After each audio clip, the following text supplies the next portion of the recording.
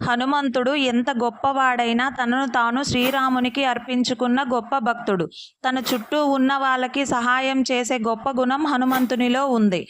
తనకు ఇచ్చిన బాధ్యత నెరవేర్చడానికి హనుమంతుడు ఎన్ని కష్టాలనైనా ఓర్పుతో ఎదుర్కొని తన బాధ్యతను నెరవేర్చే గొప్ప లక్షణం కలవాడు. రామరావణ యుద్ధం పూర్తయిన తరువాత హనుమంతుడు రామాయణ కథను రచించడానికి హిమాలయాలకు వెళ్ళాడు. హనుమ హిమాలయాల గోడలపై తన చేతి గోర్లతో రాముని చరిత్రను కథలుగా చెక్కాడు.